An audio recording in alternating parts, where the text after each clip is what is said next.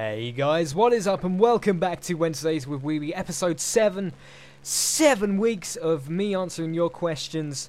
That's pretty good, guys. Thank you for keeping this series going. Your questions are what matter to me. And this is kind of basically my time of the week where I just get to talk to you guys, really. You guys get to ask me questions and I just get to chill with you. With some gameplay of any sort of game that I desire, really. Speaking of gameplay, the gameplay you will be watching is the Spitfire Mark 5B gameplay that I had mentioned before against the Russians. You get to see that gameplay finally. And the second game you'll be watching is Call of Duty World at War Zombies. Because I really do actually enjoy Call of Duty Zombies. It's one of the games I've always loved. It's a game I'm passionate about. I mean, I used to follow the zombie storyline a lot. I did all the Easter eggs, everything. As I said, I am a very big Zombies fan. So this kind of like Wednesdays with Weeby stuff gives me a chance to show games on the channels that possibly you guys wouldn't normally see. I would love to upload a Call of Duty World at War Zombies video, but the problem is I know everyone just go, oh my god, Call of Duty, unsubscribe. So yeah. It's not something I want to do. I mean, I would love to put Zombies gameplay up on the channel. If you would like to see that, I don't know how I would do it, but if you would like to see it, put that in the comment section below, as well as your questions for next week. Next week's Wednesday with Weeby, because your questions do matter. Without your questions, there will be no Q&A video for the week. So yeah, I mean, you can probably understand why the questions are important. But yeah, Call of Duty World at War Zombies. Put that in the comment sections below if you'd be interested in seeing that. But without further ado, let's get straight into the questions. Now, Niv Does Minecraft comes in with the first question. He says, why don't you insist on players being more active in the War Thunder Squadron? They never answer chat, barely connecting to the TeamSpeak, and there isn't really a squadron feeling to it. I have been in the squadron for a month and a half or so and haven't seen a single squadron battle, and no one is willing to squad up for a match. Is there a reason behind this? Now yes, Niv, there is a reason behind this. Possibly more on my fault than anything else. Basically, what we're mainly waiting for is until I have a little bit of spare cash and can afford to run a dedicated TeamSpeak server for the squadron. Once there is a dedicated TeamSpeak server for the squadron, I can assure you people will be more active. More activities will be going on. I will be on there a lot more often as well. It's all well and good us having a spot on the Gaijin TeamSpeak server, but the issue with that is that the room is very hard to find. It's not an easy room. It takes a while to find it as well, because if you can imagine, if we had a dedicated TeamSpeak address, that way there wouldn't be any problems finding the room. People are going to be more likely to come on there because it's easier to access, etc., etc. So I can assure you, once we get the TeamSpeak stuff all set up, we will. I'll get people more active on the TeamSpeak and in the squadron, because I should probably warn you as well, if you're not very active and you don't show your face around in the squadron very much, I have started to kick people now, so to make way for people that actually would like to join and be a part of the squadron, because I do want active players. And guys, if you're online, announce it, message other people that are online in the squadron and see if they want to squad up. It is necessary for you to do that, because otherwise we'll never be able to have squadron battles. That sort of thing, it can't be arranged otherwise, and that's something I would like to do in the future. So please, please, please start getting interactive with other people on the TeamSpeak. I'm going to try and show my face around there a lot more often as well. By the way, guys, if you do message me asking if I want to squad up and either I don't reply or I do reply and say I can't at the moment, don't worry, it's not me ignoring you really. It is literally the fact that I am busy. I don't have much time to record War Thunder gameplay, hence why the videos are really more than 5 minutes long. I'm not a retired ex-Navy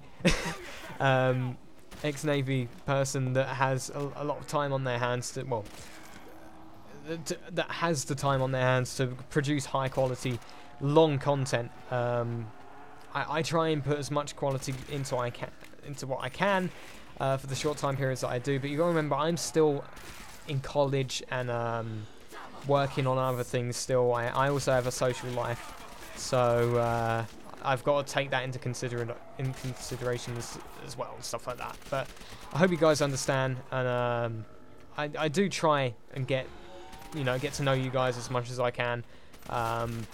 It's just unfortunate I don't have more time, but I hope you guys, as I said, understand. While we're on the subject of things that I get up to outside of YouTube, I'm starting to purchase my new airsoft gear, or making a list and tying all the numbers up, so to speak. I want to get back into airsoft. I did it a little when I was younger, around 4 or 5 years ago, but a lot has changed since then. Weapons have got better, higher quality gear and stuff like that, so I will be doing some airsoft at some point. Whether you guys would be interested in seeing that, please put it in the comment sections below. Skyflyer does a lot of airsoft as well back in the day. I believe he's still got some of his gear, not all of it, but some of it. So what we may do is myself and Squire might head down to some sort of airsoft thing. We'll try and see if we can hire some sort of a camera. If not, we'll get like a GoPro between us, something like that, and we'll record the gameplay, and it should be pretty good fun. Something I've been wanting to do for a long time. The rifle I will begin is an L96A2 sniper rifle. I've always been a sniper person, as I've said previously in Wednesdays with Weeb. It's something I always like doing, because I'm very patient when it comes to first-person shooters. I'm always the guy that's either the marksman or the sniper. So yeah, you got that to look forward to. But without further ado, let's get on to the next question. This next question comes in from Blue Toffees 1981, and he says, what is your opinion on the War Thunder battle rating system? For me, it feels like there is no point in tiers, since matchmaking now seems to go purely off battle ratings. For me, the Typhoon Mark 1B late has a battle of 5.0 when it's tier 3, and I always get into tier 4 matches. Do you think there is an issue here? There is somewhat of an issue with the battle rating system, but what you got to remember is that the Typhoon is still a very capable machine. Just because it gets into a tier 4 match doesn't mean it can't perform. The Typhoon Mark 1B and the Mark 1B late were around at that time of service where possibly tier 4 aircraft were in service as well. For instance, the Bf-109 G6 was in service with the Hawker Typhoon Mark 1B. You saw the Bf-109 G6 on D-Day, stuff like that. So you can understand it is kind of a historical matchmaking system, somewhat. It takes tier battle rating, player efficiency, and time period into account. So you can see why, but it needs tweaking. It's getting there eventually. But yeah, I can see for particular planes it might be an issue. Stuff like the ME-262 and the Arado 2, 3, 4 battle ratings are an issue because they're completely over tiered. But it's for particular planes, not necessarily the actual matchmaking. But yeah, I hope that answers your question. So next question comes in from Joe Bettison. He asks, do you think they will add atomic bombers into War Thunder but with a smaller payload? Now, Joe, I can actually tell you, they've got it planned. It's practically confirmed that they are coming in. It's on the release tree for the United States Air Force. They will be getting the B-29 Super Fortress. And flashing up on screen currently are images of the War Thunder variant of the B-29 Super Fortress. The issue that Gaijin are having currently with the B-29 is that it's basically they're having matchmaking issues, balancing issues with it. It will be a tier 4, possibly low, even possibly a low tier 5 bomber. I believe it will be a high battle rate in tier 4 personally. So it will get into matches with things like the Dora D13, possibly MiG-15. So it will get onto Korea most definitely. It will get onto Operation Hokkaido or Landing on Hokkaido, whatever the fuck it's called.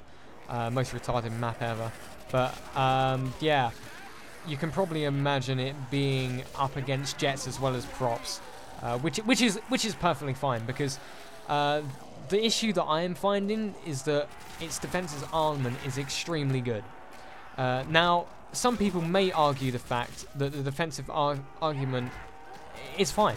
I personally do as well, because basically, look at the G8M1. That thing has 20mm turrets and is in game, and would be considered overpowered. But the thing is with the G8M1 is that there's not many of them around. You rarely see the G8M1 in a public match.